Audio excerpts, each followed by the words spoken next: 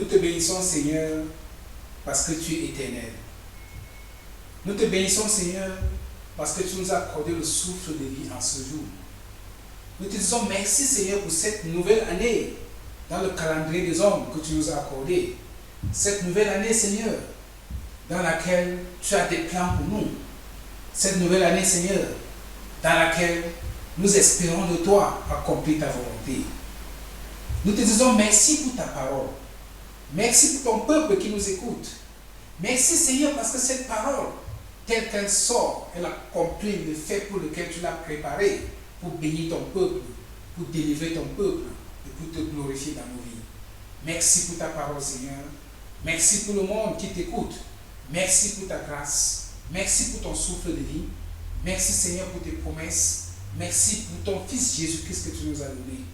Merci, Seigneur, que toute la gloire te revienne. Au nom de Jésus-Christ. Amen. Peuple de Dieu, nous rendons grâce à Dieu aujourd'hui pour la Bible. Nous rendons grâce à Dieu parce que il nous a donné sa parole. Et Dieu ne respecte rien dans ta vie, sinon l'accomplissement de sa parole.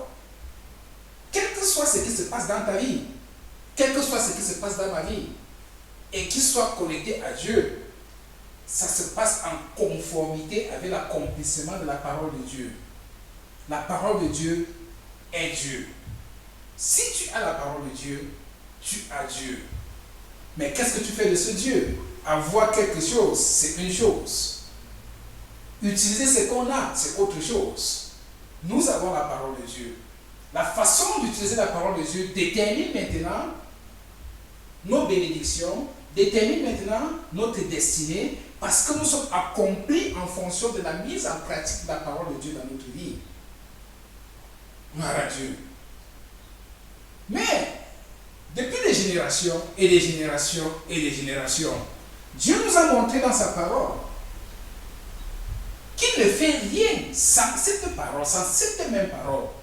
Et même quand Jésus-Christ vient dans le monde de commencer le ministère du salut dans notre vie, il a commencé ce ministère en fonction de la parole de Dieu qui l'avait déjà précédé. La parole de Dieu était déjà là. C'est pour ça que dans Jean 1, il veut dire, au commencement était la parole était avec Dieu et la parole était Dieu. Elle était au commencement avec Dieu. Rien de ce qui a été fait n'a été fait sans elle et tout ce qui a été fait par elle. La parole de Dieu. C'est pour ça qu'il est primordial de pouvoir identifier ou bien de pouvoir comprendre les circonstances de nos vies en fonction de la parole de Dieu. Et Dieu a donné une parole qui est éternelle. Mais la parole qui est éternelle vient dans un monde qui est limité dans le temps. Limité dans le temps, qu'est-ce que cela veut dire? C'est-à-dire, il nous fait naître dans une génération. Et quand tu nais dans ta génération, il attend de toi que tu comprennes l'importance du temps dans lequel tu es né, au travers de la parole de Dieu. Au travers de la parole de Dieu. Nous prions, nous demandons des choses au Seigneur, selon un temps. Mais le problème, c'est que Dieu lui aussi, il dit, oui, ce que tu demandes, je t'ai écouté. Mais ce que tu me demandes, est-ce que c'est le temps de l'accomplissement? Est-ce que c'est le temps pour que tu reçoives ce que tu me demandes?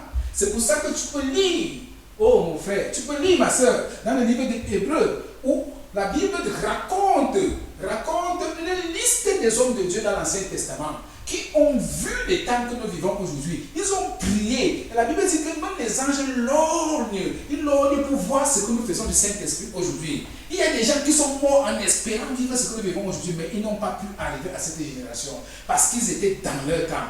Quoi qu'ils ont prié pour notre temps, mais dans leur temps, la réponse à leur prière ne pouvait être exaucée parce que cette réponse devait arriver dans notre temps.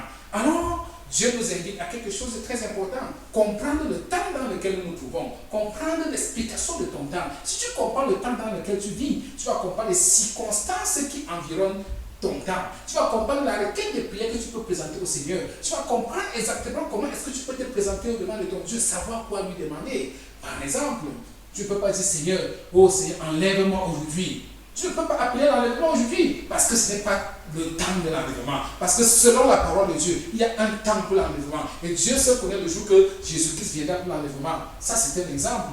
Mais aujourd'hui, tel que je priais, j'ai demandé à Dieu, quel est le message qu'il faut donner à ton peuple? Quel est le message que je dois recevoir moi-même? Qu'est-ce que tu prépares pour nous en ce jour, en cette première journée où on prêche ta parole dans ce calendrier des hommes? En 2015, premier message de 2015, dans le calendrier des hommes. Pour Dieu, il a son calendrier qui n'est nullement celui des hommes. Mais nous rendons grâce parce que quand on dit 2015, c'est après Jésus-Christ. Donc, maintenant nous entrons dans 2015. Un nouveau cycle. Nous entrons selon le calendrier de l'arrivée de Jésus-Christ dans notre génération. Nous entrons dans un nouveau cycle de 2000 de vie, et on appelle ça 2015 selon le calendrier des hommes. Maintenant, ça c'est le premier message que le Seigneur nous a accordé dans ce 2015. Et je lui demande, Seigneur, qu'est-ce que tu nous dis? Qu'est-ce que nous devons savoir? Qu'est-ce que nous devons vraiment travailler? Qu'est-ce que nous devons faire pour être sûrs que nous sommes synchronisés avec toi dans cette année 2015? Alléluia. Il dit, mon fils, comme tu parles de 2015, tu parles du temps. Il faut que tu enseignes à mon peuple. Il faut que tu prêches à mon peuple par rapport au temps dans lequel tu te trouves maintenant. Il faut essayer de comprendre. Il faut que tu comprennes dans quel temps tu te trouves maintenant. Et quand vous comprenez dans quel temps vous vous trouvez maintenant, vous pouvez comprendre comment vous pouvez me présenter certaines requêtes. Il y a des choses que vous n'allez plus me demander et des choses que vous allez me demander parce que vous comprendrez le temps dans lequel vous vous trouvez maintenant. C'est pour ça que Dieu nous a donné ce message aujourd'hui. Quel est le titre du message que Dieu nous donne aujourd'hui? Il dit, le titre de ce message, c'est « Le temps est favorable ». Nous sommes dans un temps favorable. Un temps favorable. Qu'est-ce que cela veut dire, Seigneur? Temps favorable. Le Seigneur dit, fais attention, mon fils. Depuis que tu as reçu le Seigneur Jésus-Christ, vous avez traversé des étapes. Vous avez traversé des circonstances. La souffrance a régné au milieu de vous. Les persécutions ont régné. Vous avez prié. Vous avez fait ceci, vous avez fait cela. Il y a des choses que je ne vous ai pas demandées. Il y a des choses que je ne vous ai même pas données. Il y a des choses et des choses et des choses. Mais aujourd'hui, c'est le temps favorable. Qu'est-ce que cela veut dire, le temps favorable? Le temps est favorable. Le temps est favorable. C'est la question que j'ai posée au Seigneur. Et il m'a promené dans la parole de Dieu. Et il m'a fait traverser des étapes de la parole de Dieu qui m'ont permis de préparer ce message. Et ma prière, c'est que le Seigneur puisse ouvrir notre esprit, ouvrir notre entendement, pour que chacun d'entre nous, tel que vous écoutez ce message aujourd'hui, que chacun puisse comprendre dans quel temps nous vivons aujourd'hui. Alléluia. Gloire à Dieu. Et maintenant, je dis au Seigneur, enseigne-moi par rapport au temps que je vis, afin que je sache comment te poser des problèmes de mon temps. Car, Seigneur, je ne peux pas te poser des problèmes du temps passé, ni du temps qui sont en train d'arriver. Mais Seigneur, j'ai besoin de savoir quelles sont les circonstances qui environnent le temps que nous vivons maintenant. Quelles sont ces circonstances? Qu'est-ce que je dois prier pour? Qu'est-ce que je dois demander? Qu'est-ce que je dois faire? Le Seigneur m'a baladé. Il nous a donné une image de ce que nous allons vivre dans 2015. Une image de comment nous devons nous présenter au devant de lui au durant de 2015. Et je rends grâce à Dieu parce que ce n'est même pas tellement un enseignement, c'est une prédication. Une prédication qui est un peu prophétique parce que par la puissance du Saint-Esprit, selon la révélation que j'ai reçue, si tu crois en ce message avec la foi, parce que nul ne peut plaire à Dieu sans la foi. Si tu reçois ce message avec la foi, tu l'acceptes tel que Dieu dit dans sa parole, par la foi, tu le verras s'accomplir. Tel que Jésus-Christ nous l'a dit dans le livre de Marc, tu le verras s'accomplir. Crois tout simplement. C'est un message prophétique. Mais c'est un message qui est vrai, parce que tout ce qui sort de la bouche de Dieu est vrai. Alléluia. Gloire à Dieu. Alléluia. Le temps est favorable. Que veut dire le temps est favorable, Seigneur? Il dit, le temps du salut de l'âme. Le temps du salut de l'âme. Le temps d'être sauvé. Que veut dire le temps d'être sauvé? Et Dieu me dit, depuis le jour où Jésus-Christ a foulé la plante de son pied dans l'église, et a ouvert la Bible pour dire, cette parole est accomplie. J'avais déclenché mon salut dans les générations. Jésus-Christ est venu briser la loi de la mort. Jésus-Christ est venu et il a proclamé le salut. Et depuis 2015 années jusqu'à aujourd'hui, nous proclamons ce même salut. Depuis 2015 années, c'est le temps favorable pour prêcher le salut. Si tu attends qu'il y ait un autre temps pour prêcher un autre salut, tu es en retard. Parce que c'est maintenant qu'il faut être sauvé. C'est maintenant qu'il faut recevoir le salut. C'est maintenant qu'il faut accepter Jésus-Christ comme Seigneur et Sauveur. Il y a 2015 ans qu'il est venu instaurer, il est venu instituer l'ère de la prédication du salut. Et c'est cette ère que nous vivons maintenant. C'est cette ère qui ne peut jamais être révolue. Parce que le seul moment où cette ère sera révolue, c'est quand l'Église sera enlevée. L'église totale sera enlevée. Et nous serons avec le Seigneur dans les airs. Nous serons en train de vivre l'éternité avec le Seigneur. C'est là où on ne va plus prêcher le salut. Parce que tout le monde le verra face à face. C'est ce que la Bible dit. Mais pour le moment, le Seigneur dit, nous sommes dans le temps favorable pour le salut. Qu'est-ce que cela veut dire, Seigneur? Il dit, c'est le temps de prêcher. C'est le temps d'annoncer au monde entier, depuis que Jésus-Christ a inauguré ce ministère. Inauguré ce ministère de salut. C'est-à-dire, proclamer au-devant de toi qui m'écoutes à la télévision, de toi qui m'écoutes dans YouTube, de toi qui m'écoutes dans les ondes. Il faut que tu comprennes que comme il est écrit dans le livre de Actes 4, verset 12, il n'y a de salut en aucun autre nom qui nous a été donné au milieu des hommes par lesquels nous devions être sauvés, sinon le nom de Jésus-Christ. C'est-à-dire quoi? Tu dois pouvoir comprendre, accepter que Jésus-Christ est le Fils de Dieu qu'il a envoyé dans cette terre pour te racheter de tes péchés. Tu dois pouvoir croire qu'il est mort sur la croix du calvaire pour toi. Il a été enterré, il a vaincu la mort, il a arraché les clés de la mort entre les mains de Satan. Il a été ressuscité par la puissance du Saint-Esprit. Il a été élevé au ciel. Tu dois croire à cette histoire, même si tu n'étais pas là. Tu me dis que qui était là? Alors c'est justement là la clé du salut. Tu n'as pas besoin d'avoir été là pour croire en ce message. Dieu dit, il faut que tu crois en ce message. Tu dois croire que Jésus-Christ est son Fils. Tu dois croire qu'il est mort pour toi. Il t'a sauvé de tes péchés. Et tu dois croire qu'il est ressuscité d'entre les morts pour te justifier auprès du Père. Quand tu crois en cette histoire, la puissance du Saint-Esprit en toi va permettre à ce que tu confesses ça de ta bouche. Alors, si tu crois que Jésus-Christ est le Fils de Dieu, lève-toi de là où tu te trouves maintenant, mon frère. Lève-toi, ma soeur, et viens à ton Père qui est Jésus-Christ. Viens à ton Père. Dis ton amour pour Jésus-Christ à ton Père Dieu Tout-Puissant. Dis à Dieu, Seigneur, je crois à ton Fils Jésus-Christ. Dis-lui ce que tu as dans ton cœur par rapport à son Fils Jésus-Christ. Il va te sauver. Il va te sortir des ténèbres et te transporter dans le royaume de sa lumière, dans le royaume de Christ, dans le royaume du salut. C'est là où Dieu t'attend. C'est quand tu arrives à ce niveau que tu peux continuer ce message avec moi. Parce que tu as besoin de comprendre que la suite de ce message est une suite qui concerne ceux qui ont reçu ce Jésus-Christ comme Seigneur et comme Sauveur. La suite, ce n'est pas pour tout le monde. La suite, ce n'est pas pour tout le monde. C'est pour ça que Dieu t'appelle. Dieu appelle ma soeur, Dieu appelle mon frère. Toi qui m'écoutes, il dit, si tu n'as pas encore accepté ce Jésus-Christ comme ton Seigneur et ton Sauveur, lève-toi de là où tu te trouves. Approche-toi du trône de grâce. Reçois Jésus-Christ comme ton Seigneur et ton Sauveur. Tu vas me demander ça se passe comment? Comment je fais donc pour être sauvé? Si tu crois réellement que Jésus-Christ est le Fils de Dieu, ouvre tout simplement ta bouche et dis à Dieu Tout-Puissant ce que tu penses de son Fils Jésus-Christ. Ouvre ton cœur. Dis-lui ce que tu penses de Jésus-Christ. Lui qui connaît ton cœur va savoir si tu lui mens ou bien si tu lui dis la vérité. Et il va te sauver. Alléluia. Je ne te demande pas de confesser devant un homme. Confesse devant Dieu. Parce que lui, il sait si tu mens ou si tu dis la vérité. C'est ton problème. Je t'ai tout simplement donné la clé du salut. Gloire à Dieu. Alors, Dieu nous dit, depuis que Jésus-Christ est venu sur la terre, il a institué le temps du salut de l'âme. Le temps du salut de l'âme.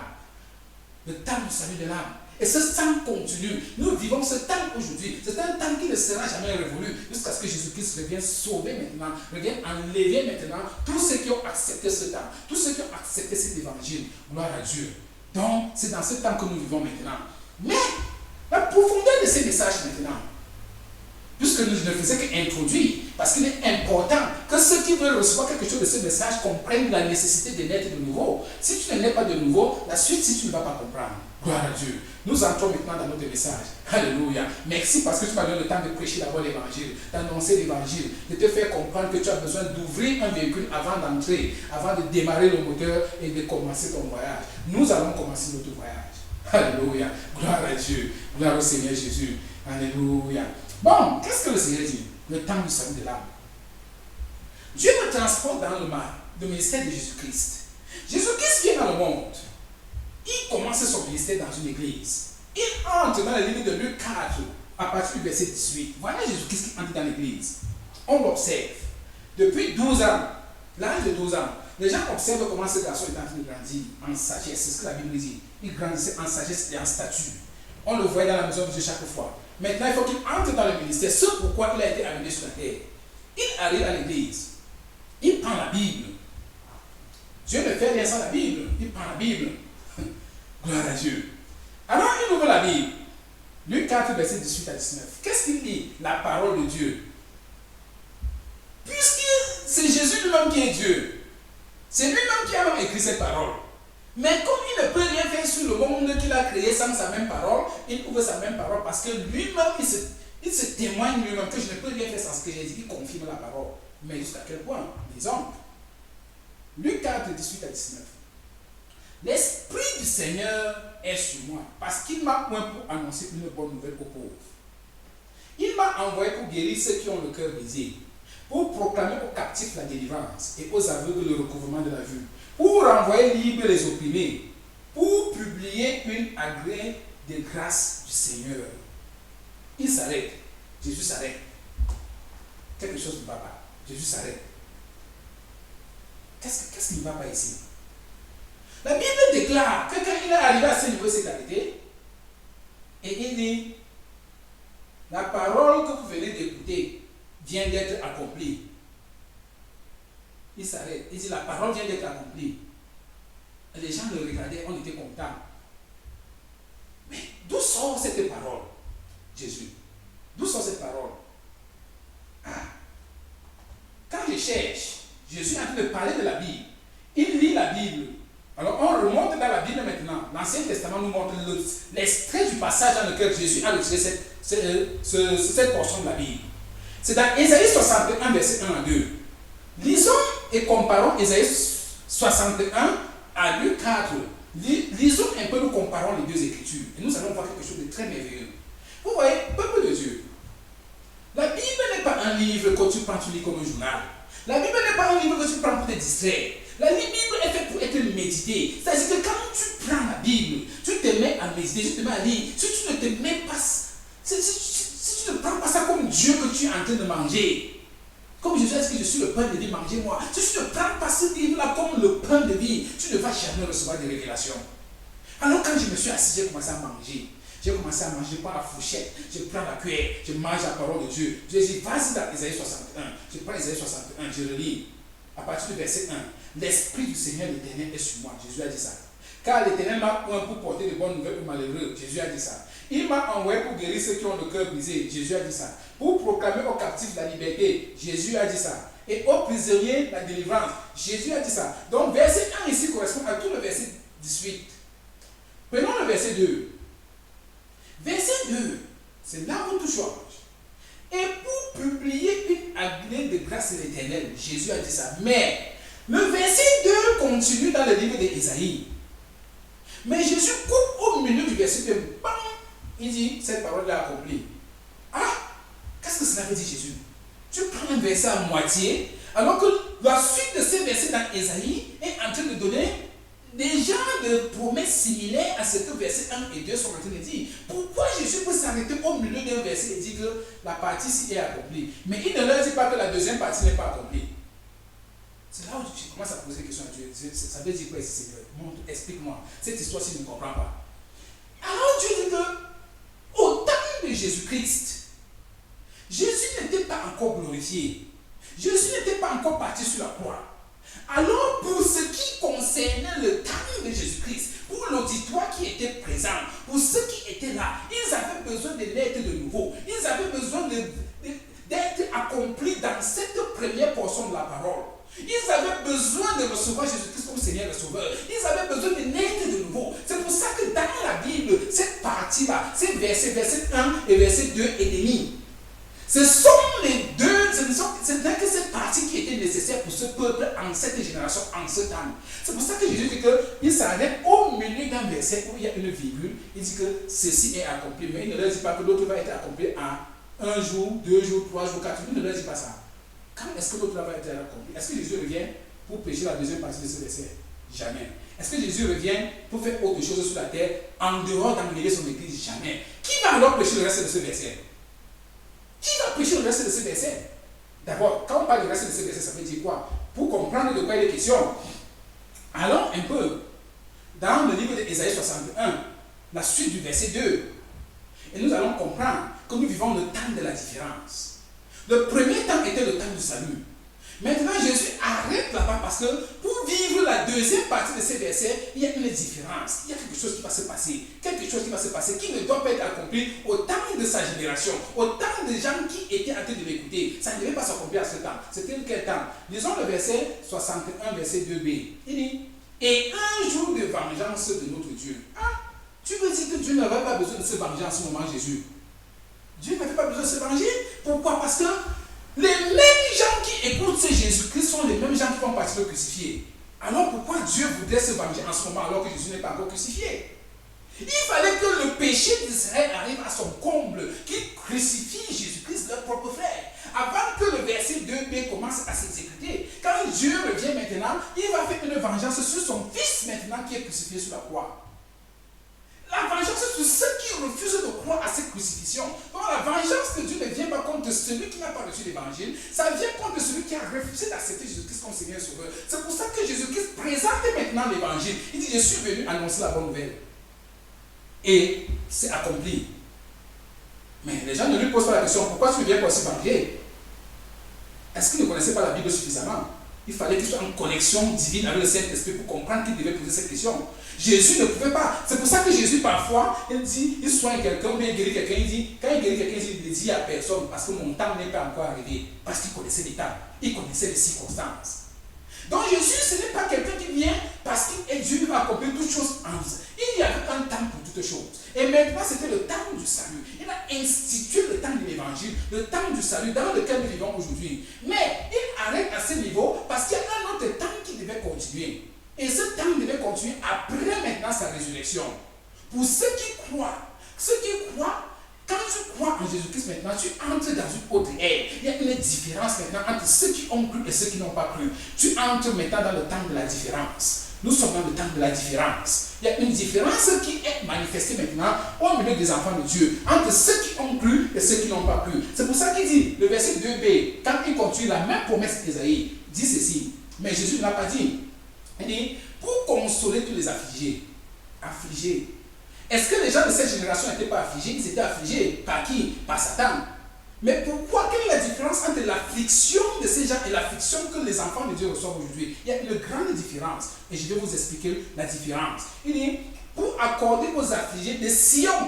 Écoutez, pour accorder aux affligés de Sion, en ce moment, on ne les appelait pas les hommes de Sion, ils étaient les hommes de Jérusalem. Pourtant, qui est Sion? Sion est la cité céleste. Sion est la ville spirituelle dans laquelle les enfants qui ont reçu Jésus-Christ comme Seigneur et Sauveur, ils vont hériter de Sion. Ils n'héritent pas de Jérusalem, parce qu'on dit la nouvelle Jérusalem qui est Sion. Ils n'héritent pas de l'ancienne Jérusalem. Pourtant, il était là dans l'ancienne Jérusalem. Et il leur parle maintenant de Sion, la nouvelle Jérusalem. Là où les enfants de Dieu, quand tu reçois Jésus comme Seigneur et Sauveur, tu appartiens à Sion. Il dit maintenant que pour, et j'ai la parole de Jésus-Christ, il dit, pour accorder aux affligés de Sion, pour leur donner un diadème au lieu de la cendre. Autrement dit, quand il dit consoler les affligés, il parlait de qui? Quand tu reçois Jésus-Christ comme Seigneur et Sauveur, on commence à t'affliger, on commence à te persécuter, on commence à te faire toutes sortes de nonsense. Jésus dit que pour votre génération, vous n'avez pas besoin que je vous console pour Satan qui vous tape. Il faut que je sois crucifié par vous. Quand je suis crucifié, ceux qui vont croire à ma crucifixion vont maintenant être battus. C'est ce genre de personnes que je viens consoler. Ce n'est pas les gens que Satan a de frapper parce qu'ils n'ont pas cru en Jésus-Christ. Non! Il s'agit des gens qui sont persécutés parce qu'ils ont cru en moi. Je viens les consoler. Alléluia. Mais quand est-ce que ce verset devait être prêché? Mesdames, messieurs, bon, frères et sœurs, j'ai l'honneur de vous inviter à écouter cette prédication. Parce que Jésus a dit que je vous enverrai le Saint-Esprit. Il vous enseignera toutes choses. Et j'ai la lourde responsabilité de t'enseigner aujourd'hui que nous sommes dans cette ère où Jésus-Christ vient dans 2015 pour consoler les affligés. Il vient dans 2015 pour consoler ceux qui ont le cœur brisé. Il vient dans 2015 pour donner de l'espoir à ceux qui ont cru en lui et qui vivent sous les coups de la persécution. C'est de ça qu'il parlait ici. Quand il était sur la terre, ce n'était pas ce temps. Il leur a donné ce qui était bon pour leur temps. Mais nous sommes dans un temps différent. Un temps où il vient montrer la différence entre ceux qui ont cru en Jésus-Christ et ceux qui refusent de croire en Jésus-Christ. C'est dans cette ère que nous sommes maintenant. Alléluia. Gloire à Dieu. Il dit une huile de joie au lieu de deuil. Un vêtement de louange au lieu d'un esprit abattu. Afin qu'on les appelle les térébintes de la justice. Une plantation de l'Éternel pour servir à sa gloire. Jésus ne pouvait pas dire ça en cette génération qu'il y a 0 ans. Il ne pouvait pas dire ça. Il ne pouvait pas dire ça parce que les mêmes étaient les gens qui devaient le crucifier. Il fallait qu'on le crucifie. Et maintenant, qui devait maintenant manifester cette gloire? C'est toi, c'est moi, c'est nous qui croyons que Jésus-Christ est le Fils de Dieu. Il dit maintenant, c'est le temps favorable pour que je vienne faire la différence entre vous. Je viens maintenant. Alléluia. C'est dans ce genre d'année que nous entrons. L'année où il y a une différence. Dieu veut faire une différence. Il veut, comme le tamis, il veut tamiser. Il dit que je fais la différence entre ce qui reste dans le tamis et ce qui tombe là-bas par terre. Je fais la différence. Vous pesez beaucoup, vous pesez léger. Pour ceux qui sont légers, je vous botte. Pour ceux qui pèsent beaucoup, je vous mets à côté de moi pour vous glorifier. C'est là où nous sommes maintenant. Jésus ne pouvait pas dire ça à cette période où il était né, à cette période où il commençait son ministère. Parce que les mêmes à qui il parlait, qui l'ont approuvé, ce sont les mêmes qui l'ont crucifié. Donc maintenant, tu comprends que pour lire Isaïe 61, verset 2, il faut lire avec les yeux spirituels, non avec la chair. Lui, il a lu avec les yeux spirituels. C'est pour ça qu'il s'arrête au milieu du verset 2. Pendant que le verset continue, lui n'est plus avec ça. Il dit, ce que je vous ai lu est accompli. L'autre va s'accomplir quand? Maintenant.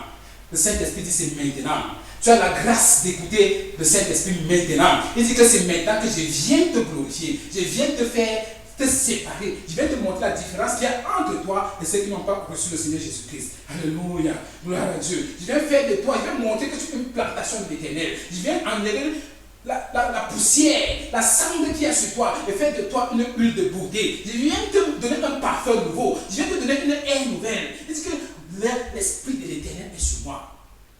L'Esprit de l'Éternel est sur moi. Sous la puissance de cet Esprit, je te déclare aujourd'hui que l'année 2015, c'est l'année où Dieu vient faire la différence entre toi et ceux qui n'ont pas cru en lui. Entre toi et ceux qui te persécutent. Entre toi et ceux qui veulent ta mort. Il vient te montrer la différence. Il vient montrer la différence au monde entier. Leur montrer que tu lui appartiens. Alléluia. Gloire à Dieu.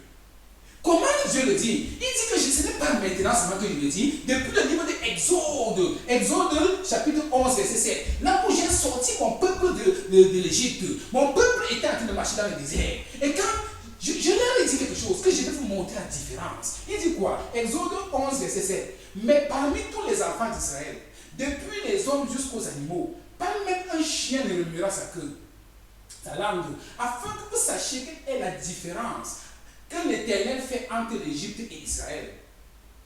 Que je vais vous montrer la différence. Depuis tu dis que tu es enfant de Dieu, ta situation ne change pas. Est-ce que non, le temps n'était pas arrivé? Maintenant, le temps acceptable est arrivé. Où je vais démontrer au monde entier la différence qu'il y a entre toi et les gens qui ne croient pas en toi. La différence qu'il y a entre toi et ceux qui ne croient pas en ton Dieu. La différence qu'il y a entre toi et ceux qui n'acceptent pas Jésus-Christ que tu sais avec fidélité et persévérance. C'est le temps. Non, le chien ne va pas remuer sa queue, ne va même pas remuer sa langue. Personne ne va bouger quand je vais commencer à manifester ma gloire au-devant de toi. C'est l'année de ta gloire, l'année de ta manifestation comme fils de Dieu. C'est ce que le Seigneur nous déclare aujourd'hui. Que toi, mon fils, tu as pleuré. Tu as trop pleuré, je t'ai écouté. Dans le désert, je t'ai écouté. Tu as pleuré, je t'ai écouté. Mais il est temps que je te manifeste comme mon fils.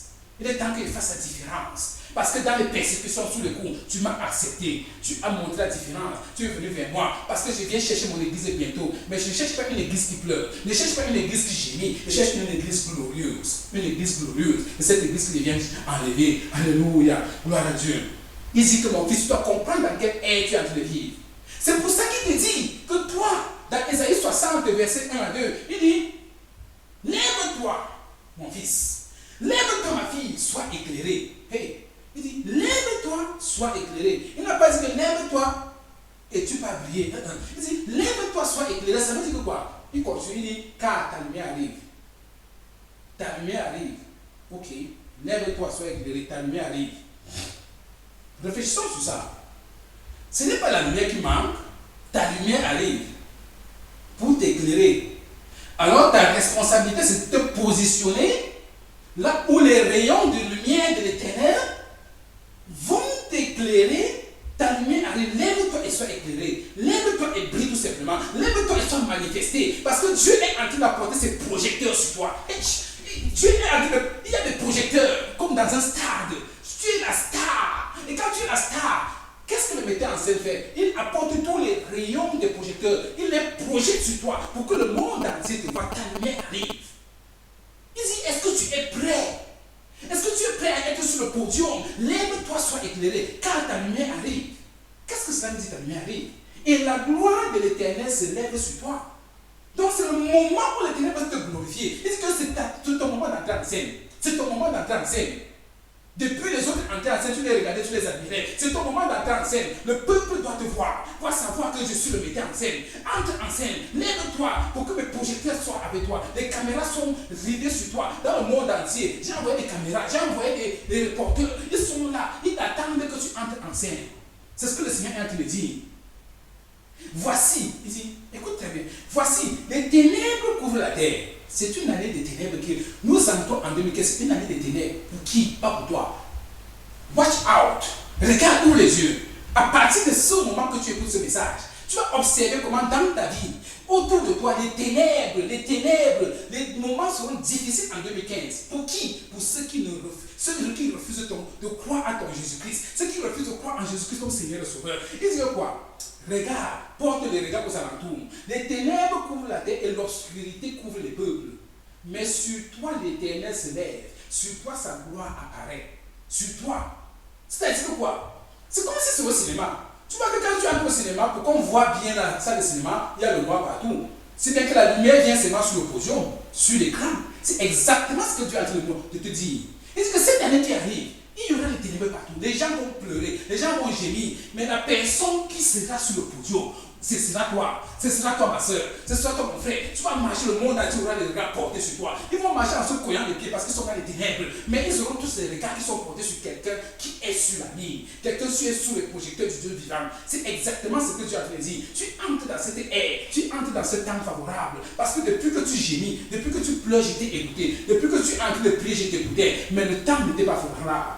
Comme Jésus pouvait dire, mon temps n'est pas encore arrivé pour être glorifié. Comme Jésus pouvait te dire, ton temps est arrivé maintenant. Parce que ce n'était pas ton temps. Maintenant, ton temps est arrivé. 2015, c'est ton temps de gloire. Ton temps de révélation. Alléluia. Gloire à Dieu. Et quand tu es dans le temps de révélation, ton temps de gloire, qu'est-ce qu'il veut dire? Dieu veut te dire quelque chose. Tu pleurais. On te persécutait. On t'a lancé toutes les maladies, j'ai permis. On t'a fait toutes ces choses. Tu pleures, tu ne connais même plus la différence entre ton pied gauche et ton pied droit. Tu continues de dire Jésus est mon Seigneur. Jésus est mon Sauveur, mais tu ne manges pas. Oh, tu es là. Toute ta vie est en l'air. On t'a déjà appelé tous les noms. On t'appelle même sorcier. Mais tu continues de dire Jésus est mon Seigneur. Jésus est mon Sauveur. Il dit je connais. Mais ton temps est arrivé. Mais pour que tu puisses te réjouir de ce temps, pour que tu puisses entrer dans cette gloire, il y a quelque chose que tu dois d'abord faire. Tu ne peux pas continuer de dire Jésus est Seigneur si tu as faim. Tu ne peux pas continuer de dire Jésus est Seigneur si tu ne vois plus. Tu ne peux pas continuer de dire Jésus est Seigneur si toi tu ne vis pas la paix. Tu n'es pas dans la joie. Tu n'es pas dans la paix. Il dit c'est pour ça que tu entres dans le temps de restauration. Le temps de restauration. Le temps de restauration est venu. Dis que mon temps de restauration est venu. Mon temps de restauration est venu. Parce que pour que tu puisses te réjouir des promesses de Dieu, te réjouir de la gloire de Dieu, tu dois être restauré dans ta chair. Tu dois être restauré dans tes émotions. Tu dois être restauré dans ton esprit. Tu dois être restauré dans toutes tes activités, dans tes finances. Dieu veut te restaurer. 2015, c'est ton année de restauration. Parce que tu ne peux pas m'adorer comme je veux si tu n'es pas restauré, si tu n'es pas fort, si tu n'as pas une voix pour crier ma gloire, pour crier ma sainteté, pour crier ma justice. Je dois te restaurer, mon fils. Tu as trop souffert. Depuis qu'on te persécute, tu es là, tu continues de dire Jésus, Jésus, Jésus. Oui, je suis en train de te glorifier parce que tu n'as pas cessé de prononcer mon nom. Malgré les persécutions, malgré tout ce que les gens ont dit aux alentours de toi, tu es resté fidèle à mon nom. Tu es resté fidèle à mon nom. Alors, ma couronne que je viens mettre sur ta tête, personne ne va enlever cette couronne. Je vais d'abord te restaurer. Le temps de la restauration. C'est pour ça qu'il dit dans Joël 2, verset 25. Il dit dans Joël 2, verset 5, je vous remplacerai les années comme dévorait la sauterelle, le Gélec, le Asile et le Gazan, ma grande armée que j'avais envoyée contre vous. Dieu dit oui, c'est moi qui ai fait toutes ces choses. Tu as souffert à cause de moi. Je vais te remplacer ces années qui ont été perdues. Abraham, à 75 ans, Abraham, je vais te donner un enfant. Abraham dit, avec ma chair ici, comment je vais encore faire un enfant? Abraham a fait 25 ans d'attente. Dieu l'observait. C'est à 99 ans qu'Abraham réussit à avoir cet enfant. Parce que c'était le temps convenable pour Abraham. Dieu a restauré les entrailles d'Abraham. À 99 ans, il a eu Isaac. Alléluia. Nous servons le Dieu qui appelle l'impossible possible. Le Dieu qui appelle ce qui n'existait pas comme ça existait. Tu croyais que c'était fini. Tu croyais que tu demandais ce que tu demandais. Tu demandais quoi? La santé? Quoi? Tu croyais que c'était impossible? Tu croyais en quoi? Tu demandais quoi? Les enfants? Hey, faites attention. Tu demandais la maison, le travail? Quoi? Tu demandais quoi? Il dit que c'est le temps de te restaurer dans ce que tu me demandais. J'ai bloqué ces choses. C'était ma grande armée que j'ai envoyée contre toi. Parce que tu avais désobéi contre moi. Parce que tu croyais en d'autres dieux. J'ai envoyé mon armée contre toi. Maintenant, les temps sont révolus. C'est le temps que je viens te restaurer. Parce que je t'ai crié pour quelque chose. Maintenant, tu t'es écarté. J'ai envoyé mon ami contre toi. Maintenant, c'est le temps que je te ramène, je te restaure. Ces années qui ont été dévorées. Je te restaure ces années. Je te restaure ces années. Dis que c'est mon année de restauration.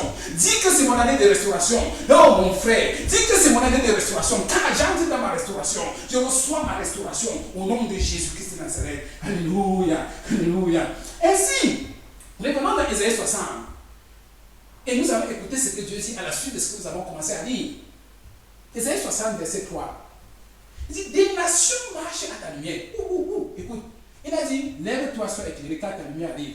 Autrement dit, tes projecteurs arrivent. Les projecteurs que Dieu a mis pour te mettre en exergue, pour que le monde entier te voie. Maintenant, les projecteurs sont sur toi.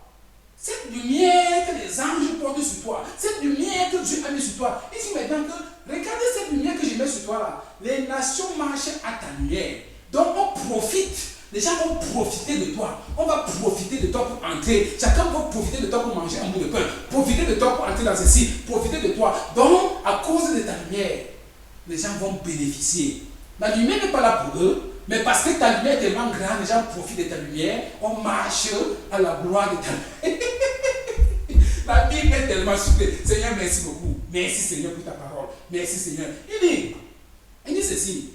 Et les rois vont marcher à la clarté de tes rayons. C'est-à-dire quand on te projette, tu brilles, les rayons écartés de toi. Les rois maintenant, ils vont marcher à la clarté de tes rayons. Porte tes regards aux alentours des regards. Tous ils s'assemblent, ils viennent vers toi. Tes fils arrivent de loin. Et tes filles sont portées sur les bras. Que veut dire portées sur les bras? Dieu avait... C'est-à-dire, il y a des choses que Dieu voyait que nous ne pouvions pas voir. Quand ils sont portés sur les bras, regarde, portez le regard sur les cieux. Qui est celui qui marche avec les bras comme ça dans les cieux? On dit que tes enfants arrivent, c'est dans les avions. Ils seront portés dans les avions. On va partir, voyager du monde entier pour venir te rendre visite, pour venir te chercher. Et quand il ne vient pas seul, il vient quoi? Lisons, je parle même trop. Lisons, il dit, verset 5. Tu te resteras alors et tu te réjouiras, et ton cœur bondira et se dilatera. Quand les richesses de la mer se tourneront vers toi, quand les trésors des nations viendront à toi, tu seras couvert d'une foule de chameaux, des dromadaires de Madian et des phares. Ils viendront tous de Séba, ils porteront de l'or et de l'encens, et publieront les louanges de l'Éternel. Les troupeaux de Kédas se réuniront tous chez toi, les béliers et les bajos seront à ton service. Ils monteront sur mon autel et me seront agréables, et je glorifierai la maison de ma gloire. Qu'est-ce que cela veut dire? Les choses ne vont pas se passer au ciel. Il n'y a pas de moutons au ciel, il n'y a pas de dromadaires au ciel. Non, c'est ici. Ici, c'est que tu as trop souffert. Maintenant, je suis prêt à venir enlever mon église. Mais mon église est trop attristée, elle était trop affligée. Je dois glorifier mon église. C'est le temps de la gloire. Dieu est prêt à te glorifier, mon frère. Il est prêt à te glorifier, ma soeur. Mais tout simplement, dispose-toi. Sois prêt. Parce que quand les anges qui viennent avec ta lumière, lève-toi, sois quelqu'un, ta lumière arrive. Quand tu envoies ta lumière, il ne faut pas que ta lumière vienne et te trouver en train de pécher. Il dit que je mets un ange devant toi pour te conduire, mais méfie-toi en sa présence, car il ne pardonnera pas tes péchés. C'est ce qu'il dit dans le livre d'Exode. Alors il dit ici que regarde, ils sont sur des ailes portées, ils sont en train de porter comme des ailes. C'est des avions. C'est-à-dire que les visages sont ouverts dans le monde entier. Et tes fils et tes filles viendront à toi. Ils viennent à toi. Ils viennent donc, nous partons chez Manoufor, nous partons chez le frère, nous partons chez la soeur. On ne comprend pas. Il faut absolument qu'on voit Thierry. Il faut absolument qu'on voit Pascal. Il faut absolument qu'on voit Aurélie. Il faut absolument qu'on voit. Non, Dieu m'a dit que je dois lui acheter une voiture. Dieu m'a dit que je dois lui acheter un avion. Dieu m'a dit que je dois lui acheter une nouvelle maison. Non. La qualité qui souffre là. Non. Dieu m'a dit que je dois lui donner une maison. Mais c'est ce genre de prédiction dont je parle. Que tu écoutes comme ça, tu vois seulement le SMS qui tombe. Transfert d'argent dans ton compte, tu ne sais pas d'où ça sort. 1 million. Mets le currency, mets la devise que tu veux, 1 million de dollars dans mon compte bancaire. Ça sort d'où? Est-ce que la banque fait des erreurs? Dieu ne fait pas des erreurs. Tu es la cible, tu es la personne, tu dis que les trésors des nations viendront à toi. Que veut dire trésors des nations? Il dit les rois et leurs suites viendront à toi. Est-ce que le roi marche étant pauvre? Hey, Dieu, tu es trop bon. Tu ferais mieux de quoi ces paroles? Peut-être que c'est tellement simple pour toi que tu crois que ça ne va jamais s'accomplir. Moi, je crois en ça parce que c'est la parole de Dieu. Et elle est vraie. Et il veille sur sa parole pour l'accomplir, mon frère. Il veille sur sa parole pour l'accomplir, ma soeur. Verset 8.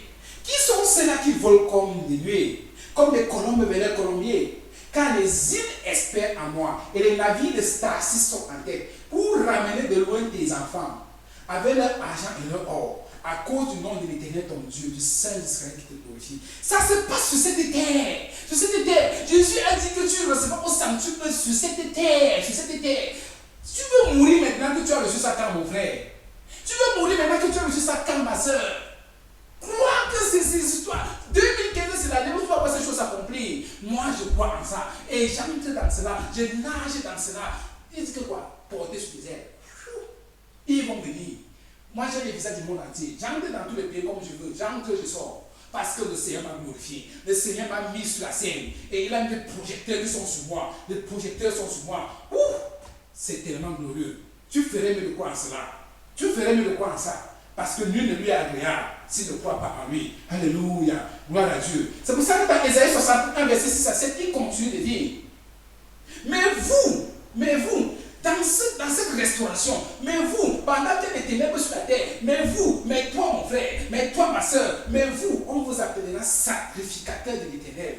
Ah, ça veut dire quoi? Dieu sait que tu ne peux pas bien le servir si tu ne peux pas restaurer. Il restaure ton frigo, il restaure tes maisons, il restaure tout ce que tu as, il restaure tout ce qui peut te faire être fort. Et quand tu es restauré, il dit qu'on va t'appeler sacrificateur de l'Éternel, man of God, homme de Dieu, serviteur du Dieu vivant. Il dit, on vous nommera serviteur de notre Dieu. Vous mangerez les richesses des nations.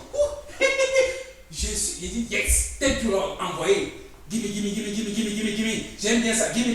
Seigneur, tu as dit gimme, Seigneur. Gimme. Je reçois, Seigneur. Je reçois. Vous mangez les richesses des nations. Gimme. Et vous vous glorifierez de leur gloire. Gimme. Au lieu de votre opprobre, vous aurez une portion double. Au lieu de ta honte, tu auras une portion double. C'est-à-dire restauration. Je suis en train de te restaurer. Au lieu que tu avais honte, non, on te donne double. Tu attends, tu demandes un seul enfant, tu auras 2. Tu voulais les jumeaux, tu auras 4. Il n'y aura pas de 3 ici, il n'y a pas d'impair. Double, il n'y a pas de double qui soit impair. Donc après toi, si tu demandais une voiture, construis un garage pour 2. Tu as donné une maison, c'est au moins 2 qui arrivent. J'espère que quelqu'un peut comprendre ce que l'Esprit dit dans cette année 2015. Le Seigneur a envie de venir chercher son Église. Mais nous avons tellement souffert qu'il veut montrer au monde qui nous sommes en tant qu'enfants de Dieu. Prépare-toi seulement à être mis sur la scène et être glorifié, à être révélé au devant du monde entier comme le serviteur du Dieu vivant. Dis oui à cette mission.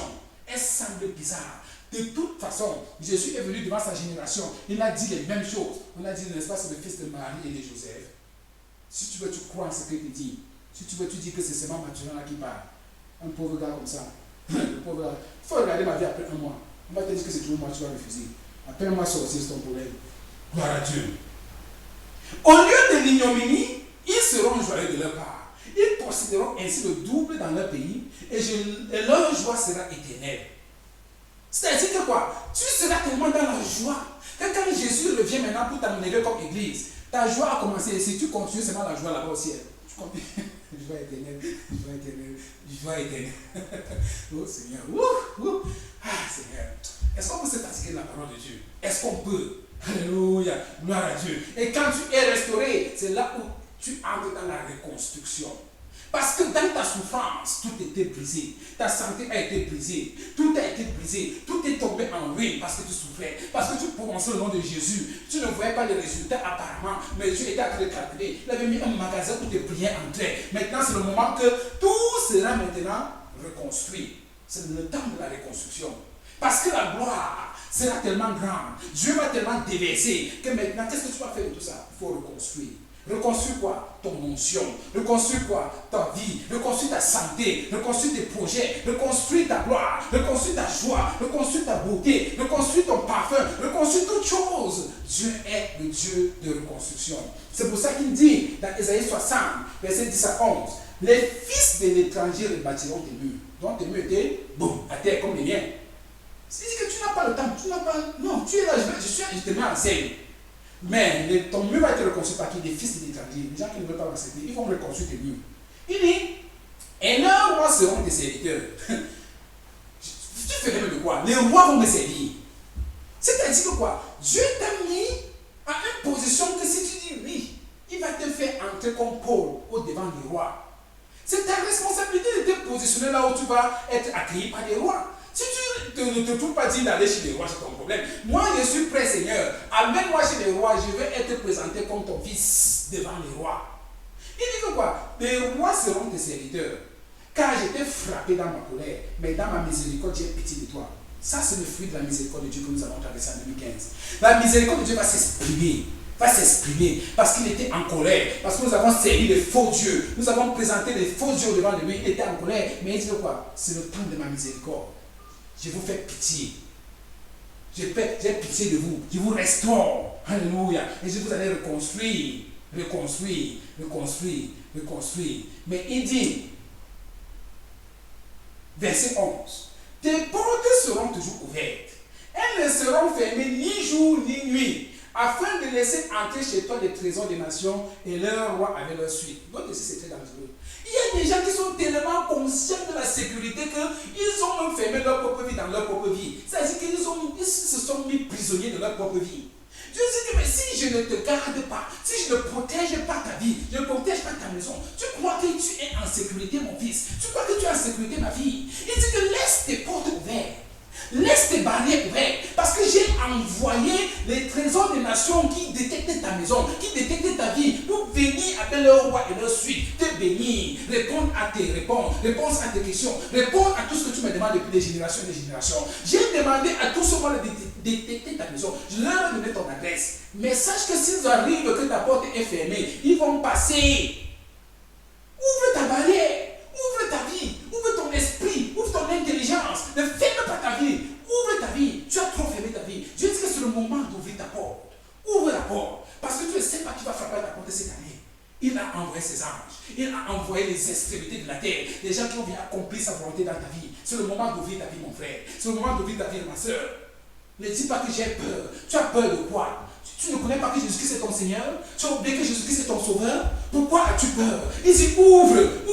Il répète très bien. Il est clair dans son statement. Il est clair dans sa déclaration. Il dit tes portes seront toujours ouvertes. Elles ne seront fermées ni jour ni nuit afin de laisser entrer chez toi. Donc si tu fermes, ça ne va pas entrer. Ce n'est pas la responsabilité de Dieu d'ouvrir ta porte. C'est ta responsabilité. Alléluia. Gloire à Dieu. Cesse de demander, ouvre ta porte. Ça arrive. Cette année terrible, terriblement bonne. Ésaïe 61, verset 4. Il dit, ils rebâtiront sur d'anciennes ruines. Ils relèveront d'anciennes décombres. Ils renouvelleront des villes ravagées, dévastées depuis longtemps. C'est nous. Parce que nous avons souffert. Dieu a permis que ce soit détruit. Tous nos investissements détruits. On a acheté des terrains, on a abandonné. On ne pouvait rien faire. Il dit que c'est le moment de reconstruire. On va construire. Prépare-toi mon frère, prépare-toi ma soeur, car il est temps que Dieu se glorifie dans ta vie. Et Dieu ne se glorifie pas en essayant. Il va te mettre sur un podium que le monde entier va voir. C'est-à-dire tous les projecteurs du ciel vont être rivés vers toi. Tu seras la star du monde entier, la star du Seigneur Jésus-Christ. Et toi qui dis que tu as honte, la honte va finir. Parce que l'esprit de honte, nous n'avons pas hérité l'esprit de honte. Nous avons hérité l'esprit de courage qui crie Abba Père. Et c'est cet esprit de Abba Père qui va te glorifier, qui va te présenter devant le monde entier. Et tu vas te rendre compte que tu te retrouves tout simplement dans un endroit où ce sont les télévisions internationales qui sont en train de t'inviter. BBC sera à ta porte. Radio France Internationale sera à ta porte. Toutes les télévisions du monde entier vont te chercher. Pourquoi? Parce que Dieu va te mettre dans un créneau. Tu vas te retrouver seulement dans une situation dans laquelle tu ne vas même pas comprendre. Tu vas seulement te rendre compte que tu traverses, tu marches avec les rois, les présidents de ce monde. Tu ne vas pas savoir ce qui se passe. Parce que Dieu peut utiliser ton emploi, il peut utiliser ton école, il peut utiliser n'importe quoi. Tu te retrouves là où tu n'avais jamais imaginé. C'est pour ça qu'il y a que c'est des choses qui ne sont jamais montées dans ton cœur, des choses qui sont réservées pour toi. C'est cette année 2015. C'est maintenant le jour de salut. C'est le temps favorable. Le temps de reconstruction. Là où tu vas aller quelque part, après une interview, après une conversation, on ne va pas savoir ce quoi te donner. On va dire que mon frère, on te donne quoi? On va te poser la question, on te donne quoi? Tu dis que vous ne voyez pas, on dit que non, on va venir construire une université dans ton village pour rien. On te donne. Tu dis oui, venez quand même. Je vais quand même consulter mon Dieu, mais venez quand même, venez avec l'université. C'est comme ça que ça va se passer. Parce qu'on va chercher comment on va être ton ami. Alléluia. Gloire à Dieu. C'est trop compliqué. Crois en ce qui a été dit et tu le verras s'accomplir. C'est la parole de Dieu qui le dit, c'est même pas moi. Et quand les gens sont en train de construire chez toi, qu'est-ce que tu fais? tu entres dans le temps du repos. Tu te reposes. Parce que ce sont les autres qui travaillent pour toi. C'est pour ça qu'il dit dans Ésaïe 61, verset 5. Des étrangers seront là et feront paître tes troupeaux. Les fils de l'étranger seront tes laboureurs et tes vignerons. Tu vas alors travailler quoi? Tu te reposes. C'est le temps du repos. Je ne suis pas en train de dire que tu deviens paresseux. Lève-toi, tu reçois. Et pour te lever, tu n'as pas besoin de te parler. Reçois. Tu vas recevoir si bien que c'est le temps du repos. Tu te reposes maintenant. Tu te couches, tu te reposes. Parce que les étrangers sont en train de rebâtir tes murs. On rebâtit tes ruines. On rebâtit tout. Toi, tu es là parce qu'il y a des projecteurs sur toi. Il faut qu'on te regarde et te réjouir. Tu te réjouis de ce que Dieu fait dans ta vie. Tu es là. Tu bois du yaourt. Tu bois du bon jus. Tu bois les meilleurs fruits du pays. Les gros raisins qui sont grosses comme ma main comme ça. C'est ça que tu prends, tu mets dans ta bouche. Les télévisions sont en train de te filmer. Pourquoi on regarde que non? Qui sont ces gens? On dit que c'est des gens qui ont cru au Seigneur Jésus-Christ. Ça va se passer sur cette terre. Parce que, écoute, Dieu ne va pas faire ça au ciel, mais pourquoi? Et les gens du monde vont savoir que nous étions vrais quand? Les gens du monde vont savoir que nous te foi la vérité quand? Il faut qu'ils voient. Dieu dit que j'ai mis au-devant de toi une table devant tes ennemis. C'est maintenant, mon frère. Ce n'est pas au ciel. Il n'y a pas les ennemis au ciel. Alléluia. Gloire à Dieu. Gloire au Seigneur Jésus. Et quand tu entres dans ton repos, tu te reposes. Il y a quelque chose que le Seigneur nous cache. Il dit que c'est là qu'il va se lever pour te venger. Il se lève pendant que tu te reposes. Il cherche ceux qui ne veulent pas te croire. Il traite avec eux directement. C'est pour ça qu'il dit dans le livre de Ésaïe 60, verset 12, à partir du verset 12. Il dit: car la nation et le royaume qui ne te serviront pas périront. Ces nations seront exterminées. La gloire du Liban viendra chez toi. Le cyprès, l'orme, le buis, tous ensemble pour orner le lieu de mon sanctuaire. Et je glorifierai la place où reposent mes pieds. Autrement dit quoi? Comme ici, je prends ici là comme un pupitre pour prêcher la parole de Dieu. Je te donne jusqu'à la fin de l'année. Tu vas voir là où je vais continuer de prêcher la parole de Dieu là. On va dire que c'est encore la même parole de Dieu que tu vas refuser. Parce que Dieu dit qu'il va prendre les ornements du monde entier, les trésors du monde entier pour glorifier l'endroit où son nom est prononcé. C'est pas moi qui le dis. Il dit quoi? Oh, j'aime ma position quand il dit l'autre là. Il dit, ces nations-là seront exterminées. La gloire du Liban viendra chez toi. Le cyprès, la gloire des pays étrangers, ça vient vers moi parce qu'il prêche la parole de Dieu. Il dit, le cyprès, l'orme et le buis, tous ensemble pour orner le lieu de mon sanctuaire, pour orner le lieu où on prêche la parole de Dieu, pour orner. Seigneur, merci pour 2015. Est-ce que tu comprends ça, mon frère? Pour orner, rien que pour orner. C'est même pas ce qu'il veut manger, c'est pour orner. Les trésors des nations viennent pour orner là où je prêche la parole de Dieu. Alléluia. Il dit ceci: et je glorifie la place où reposent mes pieds. Les fils de tes oppresseurs viendront s'humilier devant toi. Donc ceux qui t'appellent sorcier, ceux qui t'oppressent, ceux qui te donnent la maladie, ils viendront s'humilier. Leurs fils viendront s'humilier au-devant de toi. C'est la parole de Dieu.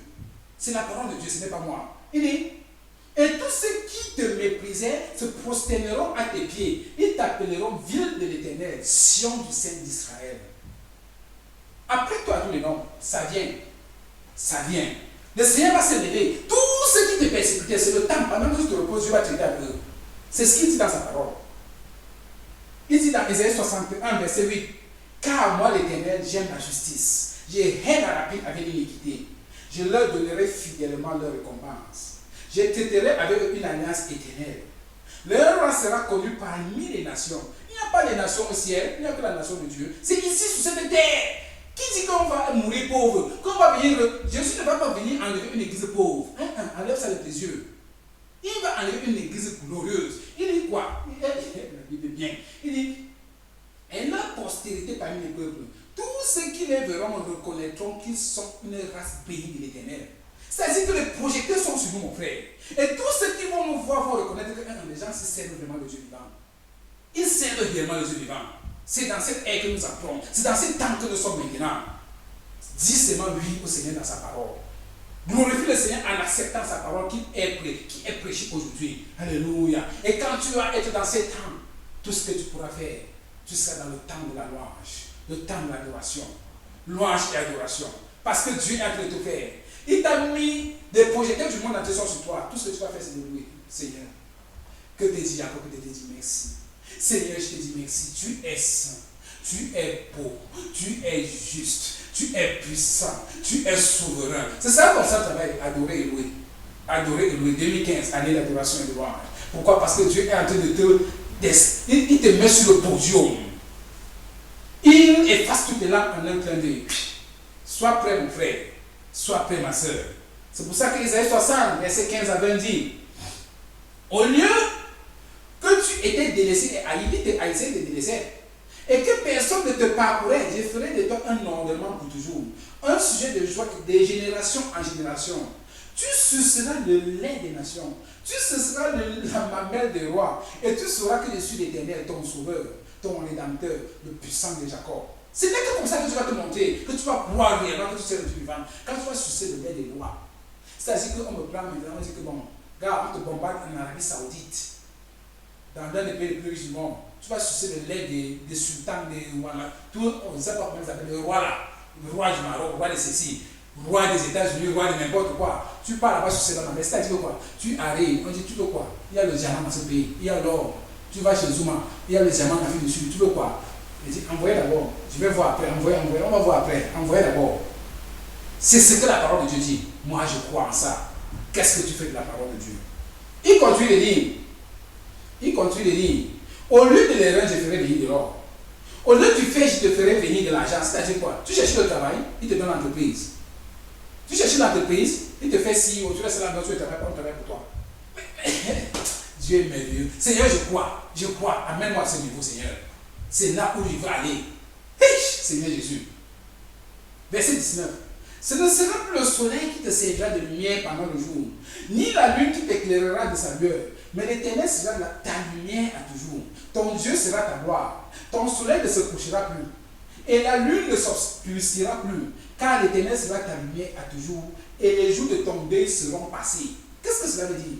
Tellement la gloire sera grande, que chaque jour de la vie, chaque heure de la vie sera comme le matin. Donc on va se saluer bonjour chaque fois. Bonjour, bonjour. Parce que la gloire qui sera avec toi, il n'y aura pas de nuit dans ta vie. Même quand quelqu'un vient chez toi dans ta vie, il va voir la gloire, va se dire bonjour. Tout le monde va se te dire bonjour. Il n'y aura plus de bonsoir. Si on te dit bonjour chaque fois, ne sois pas surpris. C'est parce que ta lumière est très grande. On ne voit que le jour en toi. C'est ce que la parole de Dieu dit, ce n'est pas moi. Alléluia. Gloire à Dieu. Gloire à Seigneur. Gloire à Jésus. Isaïe 61, verset 10 dit, je me réjouirai en l'Éternel. Mon âme sera ravie d'allégresse en mon Dieu. Est-ce que c'est un temps de louange, d'adoration? Car il me revêtu des vêtements du salut. Il m'a couvert du manteau de la délivrance. Comme le fiancé s'orne d'un diadème. Comme la fiancée se pare de ses joyaux. Car, comme la terre fait éclore son germe, et comme le jardin fait pousser ses semences, ainsi le Seigneur l'Éternel fera germer le salut et la louange en présence de toutes les nations. En présence de toutes les nations. Ce n'est pas une histoire qui va se passer au ciel. C'est en présence de toutes les nations. Ceux qui ne veulent pas croire, il va faire ça au devant d'eux. Crois tout simplement. Crois tout simplement que nous sommes arrivés à cette ère, mon frère. Crois, ma soeur, et tu verras cela s'accomplir dans ta vie. Mais quelle est ton attitude devant ce genre de circonstances? Quelle est ton attitude devant ce genre de promesses? Qu'est-ce que tu vas faire à partir de cette seconde que tu connais ce que Dieu va faire en 2015? Qu'est-ce que tu vas faire, mon frère? Qu'est-ce que tu vas faire, ma soeur? La parole de Dieu nous dit ce qu'il faut faire. C'est pour ça que dans 2 Corinthiens 6, à partir du verset 1, il est écrit, puisque nous travaillons avec Dieu, nous vous exhortons donc, frères, sœurs, à ne pas recevoir la grâce de Dieu en vain. C'est une grâce, ne reçois pas ça en vain. Ne reçois pas cette parole que je prêche en vain. Ne reçois pas cette promesse en vain. Ne reçois pas cette gloire en vain. Car il dit, au temps favorable, quand tu me priais, quand tu pleurais, j'étais exaucé. Au jour du salut, j'étais secouru. Voici maintenant le temps favorable. Voici maintenant le jour du salut. C'est maintenant le jour du salut. C'est maintenant. Maintenant. Maintenant. Tu ferais mieux d'entrer maintenant. Dans ton esprit, dis oui à maintenant. Dis oui à la parole de Dieu. Dis oui au changement des circonstances dans ta vie. Parce que ce que Dieu dit, il veille sur sa parole pour l'accomplir. Parce que ce que Dieu dit, il ne négocie pas avec quelqu'un pour l'accomplir. Parce que ce que Dieu dit, il est temps qu'il glorifie son église. Parce qu'il ne va pas enlever une église qui est en train de souffrir. Il veut enlever une église qui va glorifier au devant du monde entier, au devant des nations, pour que les nations puissent comprendre que nous servions vraiment le Dieu vivant. Alléluia. Oh Seigneur, merci pour ta parole. Merci parce que nous entrons dans cette ère, Seigneur. Que les anges sont en train de lorgner pour voir comment nous vivons cette ère. Abraham n'a pas pu vivre cette ère. Moïse n'a pas pu vivre cette ère. Même selon ton cœur, David n'a pas pu entrer entrer, Seigneur. Mais tu nous accordes la grâce d'être des participants de cette ère, Seigneur. Tu as préparé ça pour moi. Tu as préparé ça pour mon peuple, pour ton peuple qui est au-devant de toi. Oh Seigneur, merci. Merci parce que tu nous as jugés dignes, Seigneur, de participer avec toi à cette gloire, à cette ère que tu as mis au-devant de nous. Nous te disons merci, Seigneur. Merci parce que tu nous enseignes, Seigneur, comment est-ce que nous nous préparons pour bénéficier, pour nous réjouir de cette gloire que tu as préparée depuis la génération en génération. Merci, Seigneur, parce que tu le fais. Au nom de Jésus-Christ de Nazareth. Amen.